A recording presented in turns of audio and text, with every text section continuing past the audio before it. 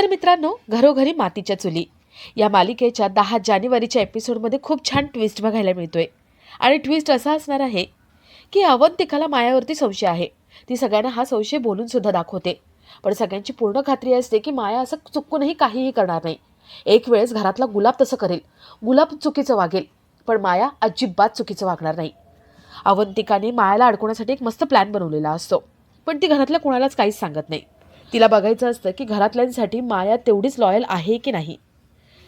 इथे घरात सगळेच टेन्शनमध्ये असतात की आपल्या घरातली कोण फितुरी करत असेल. तेवढ्यात प्रॉपर्टी बघण्यासाठी एक माणूस येतो. तो या दुसऱ्या माणसांना घेऊन येतो आणि त्यांना प्रॉपर्टी दाखवत असतो.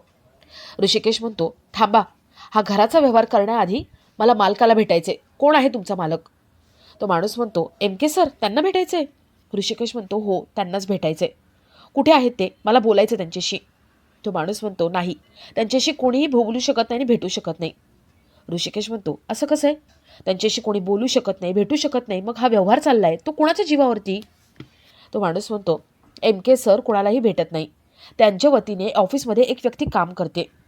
ऋषिकेश म्हणतो, चालेल, मग मला त्याच व्यक्तीला भेटायचंय. तो माणूस म्हणतो, ते आहेत आमचे वकील सदानंद देशमुख. ऋषिकेश ठीक आहे म्हणतो. तो सौमित्रला बाजूला घेतो. सौमित्र म्हणतो, दादा, सदानंद देशमुख आमच्या फील्डमधलं खूप मोठं नाव आहे. आपल्याला आता काहीतरी करावं लागेल. असं काहीतरी करायचं ना की जेणेकरून हळूहळू देशमुखाकडून आपण सगळी माहिती काढू. जानकी म्हणते, भाऊजी, हळूहळू माहिती काढेपर्यंत आपल्या हातात तेवढा वेळच नाही आहे. काय करायचं आता?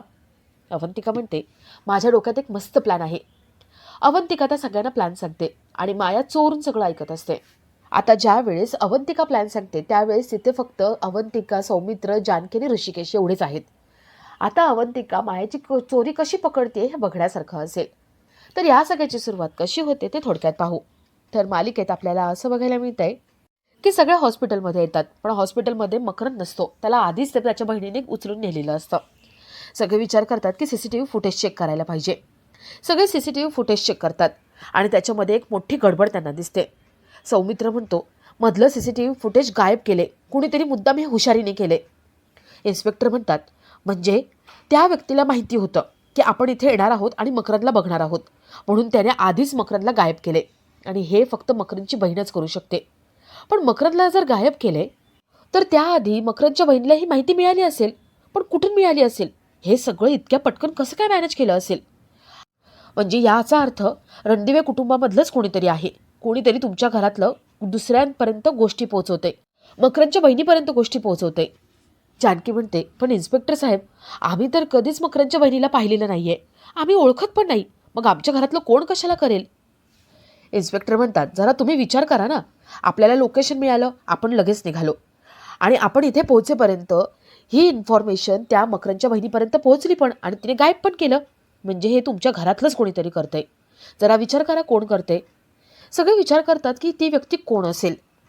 तर इथे माया ऐश्वर्याला भेटायला येते. ती ऐश्वर्याला सगळं सांगते आणि ऐश्वर्याला म्हणते, ऐश्वर्या, बरं झालं मी वेळेवर तिथे पोहोचले आणि दादाला सेफ ठिकाणी पोहोचवलं. ऐश्वर्या म्हणते, म्हणजे मकरंद जिवंत आहे? तो कुठे आहे? मला भेटायचं त्याला. माया, अगं दरवेळेस तो माझ्याशी मास्क मॅन म्हणून भेटतो, आणि पण आता असं समोर का येत नाही? काय प्रॉब्लेम आहे? मला भेटायचं, मला विचारायचं तो कसा आहे. माया म्हणते, तू का टेन्शन वाढवतेस गं? तो तुला भेटू शकत नाही. ऐश्वर्या म्हणते, माया असं करू नकोस गं, प्लीज एकदा विचार कर ना, मला एकदा भेटू दे. माया म्हणते, त्याची काही गरज नाही आहे. दादा आत्ता कोणाला भेटणार नाही आहे. त्याचं बाहेर पडणं मुश्किल आहे, रिस्की आहे. ते सगळेजण दादाच्या मागावरती आहेत आणि जर पोलिसांना जर दादा सापडला ना तर गेम ओव्हर होऊन जाईल. ऐश्वर्या विचारते, मग काय करायचं? माया म्हणते, आता एकच आहे, divide and rule he policy करायची. ऐश्वर्या म्हणते, वा, मला माहीतच नव्हतं. तुला काय वाटतंय गं, मी काय केलं नाही का? माया म्हणते, तू केलं असेल गं, पण आता माझ्या पद्धतीने मी करणार. त्या सगळ्यांमध्ये एकमेकांबद्दल विष घालवणार आणि सगळ्यांना वेगवेगळं करणार. ऐश्वर्या म्हणते, माया, मी हे सगळं करून झाले याचा काहीही फायदा होत नाही. हे सोप्पं नाही आहे तुला वाटते तेवढं. माया म्हणते, सोप्पं नाही आहे म्हणून तर तुझी मदत हवी आहे. आता मी तुला प्लॅन सांगते ना तसं कर. माया ऐश्वर्याला एक प्लॅन सांगते. ऐश्वर्याला तो प्लॅन आवडतो. तर इथे माया घरात सांगून गेलेली असते की मी औषध आणायला चालले, पण ती बराच वेळ झाला तरी आली नाही.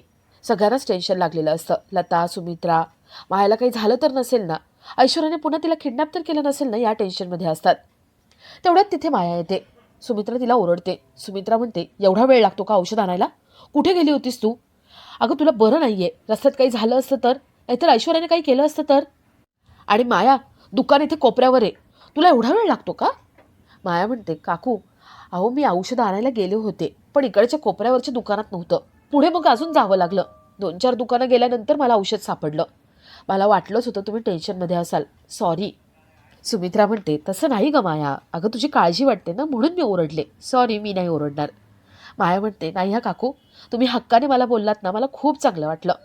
असंच आपलेपणाने मला ओरडत जा, बोलत जा. सुमित्रा, लता यांना वाटतं की माया खूप चांगली आहे. त्या दोघी आपला राग बाजूला ठेवून मायाशी पुन्हा गोड बोलायला लागतात. तर इथे सगळे CCTV फुटेज बघून बाहेर पडतात. सगळे विचार करत असतात की ती व्यक्ती कोण आहे. अवंतिका म्हणते, ती घरातली व्यक्ती नाहीये, अशी एक व्यक्ती जी बाहेरची आहे आणि ती आपल्या घरात आली आहे, ती म्हणजे माया. सारंग म्हणतो, नाही हा वहिनी, माया असं घाणेरडं काम कधीच करणार नाही. सारंग मायाची बाजू घेत असतो आणि अवंतिका माया कशी आहे, ती किती फितूर आहे, तिच्यावर कसा डाऊट येतो याबद्दल बोलत असते. तर जानकीलाही पूर्ण खात्री असते की माया असं चुकूनही करणार नाही. मायावर जानकी, सारंग यांचा पूर्ण विश्वास असतो. सगळे विचार करतात, मग कोण आहे अशी व्यक्ती, कोण करू शकतं? अवंतिका म्हणते, मायाच आहे ती. आता घरी गेल्यावरती मी माझ्या पद्धतीने तिच्याशी बोलते. मी तिला माझा इंगा दाखवला ना की ती बरोबर सगळं ओकेल. सारंगला हे काही पटत नसतं. सारंग, अवंतिका यांच्यामध्ये भांडणं होत असतात. ऋषिकेश या दोघांना थांबवतो आणि घरी जायला सांगतो. ते सगळे घरी जायला निघतात. तर इकडे ऐश्वर्या आपल्या आईकडे येते. ती आईला म्हणते, आई मला महत्त्वाचं बोलायचं होतं. कावेरीला कळतं की ऐश्वर्या पुन्हा काहीतरी नाटकं करते. रणदीवनं त्रास देण्यासाठी पुन्हा काहीतरी तिचं असेल. कावेरी तिच्याकडे दुर्लक्ष करत असते. ऐश्वर्या म्हणते, आई मी आत्तापर्यंत कुठल्याही नात्याला रिस्पेक्ट दिला नाही. मी खूप घाण वागले ग. मला सारंग हवाय माझ्या आयुष्यामध्ये. मला माहिती आहे सारंग माझ्याशी बोलणार नाही. मी त्याला खूप त्रास दिलाय. पण आई, सारंगच्या आईशी मला एकदा बोलायचे. प्लीज तू फोन कर ना. मी केला असता, पण त्या माझ्याशी बोलणार नाही. मला खूप रिग्रेट फील होतोय ग. मला एकदा बोलायचंय, मनातलं सगळं सांगायचंय, हात जोडून माफी मागायची आणि मला सारंगसोबत संसार करायचा आहे. माझा संसार पूर्ण करायचा आहे आई, प्लीज एकदा. ऐश्वर्याची आई म्हणते, अगं तू सरड्यासारखी आहेस. मला माहिती आहे ना, आत्ता एक बोलतेस आणि नंतर एक बोलशील. तुला रणदेवेने त्रास द्यायचा आहे ना म्हणून तू सगळं करते. ऐश्वर्या म्हणते, नाही ग आई, मला माहिती होतं तू माझ्यावर विश्वास ठेवणार नाही. ठीक आहे, आजपर्यंत माझ्यामुळे तुमच्या सगळ्यांना खूप सहन करावं लागले. मी खूप त्रास दिला तुमच्या सगळ्यांना. ठीक आहे, आता नाही. मी आता तुमच्या आयुष्यातून कायमची निघून जाणार आहे. आई, स्वतःला सांभाळ, स्वतःची काळजी घे. I love you and bye. Aishwarya तिथून निघत असते. ऐश्वर्या मरणार असं तिने सांगितलेलं असतं. कावेरी इथेच पाघळते. कावेरी म्हणते, थांब, कुठे भेटायचंय, कधी भेटायचंय? ऐश्वर्या म्हणते, आजच भेटायचे. त्यांना सांग ना, मी तुला पत्ता वगैरे सगळं सांगते, त्यांना बोलवून घे ना. कावेरी म्हणते, ठीक आहे, मी बोलवते त्यांना. कावेरी सुमित्राला फोन लावायला जाते. इथे ऐश्वर्या मनात म्हणते, चला पहिला डाव सक्सेसफुल झाला. तर इथे रणदेवेंच्या घरी सगळे येतात. जानकी हॉस्पिटलमध्ये काय काय झालं, पोलीस चौकीला काय झालं ते सगळं सांगते. जानकी म्हणते, असं घरातलं कोण आहे, असं कोण मागेल? ऋषिकेश म्हणतो, गुलाबराव, तोच करू शकतो. नाना म्हणतात, अरे गुलाब असं नाही वागणार. इतकी वर्ष आपल्यासोबत आहे तो. तो चुकूनही कोणाला काहीच सांगणार नाही. हे शक्यच नाहीये. सगळे विचार करतात, मग कोण आहे, कोण बाहेर गेलो होतं? जानकी विचारते, आई आम्ही गेल्यावर कोणी बाहेर गेलो होतं का? आजी म्हणतात, ही आहे ना माया, ती घराबाहेर गेली होती औषधं आणायला. अवंतिका म्हणते, तरी मला वाटलंच होतं, हीच आहे, हीच हे सगळं करू शकते. पहिल्यापासून माझा हिच्यावरती संशय होता.